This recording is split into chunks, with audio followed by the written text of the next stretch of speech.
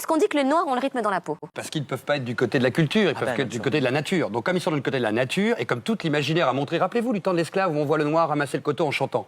D'accord? On l'a tous en tête? Tous les films américains à peu près l'ont programmé depuis l'origine du cinéma. C'est-à-dire que c'est une image qui s'associe à un peuple qui pense par son corps et non pas par sa tête. Et donc, puisqu'il pense par son corps, il est dans l'émotion. Et comme il est dans l'émotion, il ne peut que réagir en vibrant à la musique. Pourquoi dit-on que les Noirs sont doués pour le sport? Pour les mêmes raisons. C'est qu'on dit, à la fois, leur corps, une fois de plus, peut s'exprimer dans ce domaine-là, mais en même temps, c'est le seul espace qu'on va leur laisser, comme pour les jeux du cirque, pour nous divertir. Le corps noir est fait pour divertir le blanc.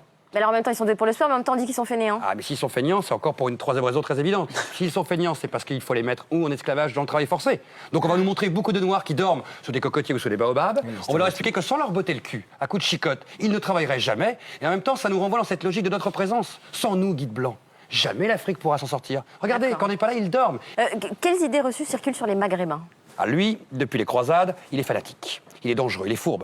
D'ailleurs, il est fourbe parce qu'une église... menteur. Il est menteur. Il ne peut être que menteur parce qu'il nous mentira à nous, puisque lui, quelque part, a voulu à un moment nous conquérir et être supérieur à nous. Le Maghrébin, par définition, alors que le noir est un grand enfant que l'on pourra mater, contrôler, le Maghrébin, jamais. Donc il va falloir le surveiller en permanence, car il va, à tout moment, pouvoir nous poignarder, nous trahir, nous mentir. D'une certaine manière, n'oublions pas qu'il frappe ses femmes, n'oublions pas que sa religion le pousse à être un fanatique, puisque c'est même écrit. Il est exactement avec ce petit sourire narquois, celui qui, de toute façon, vous trahira un jour.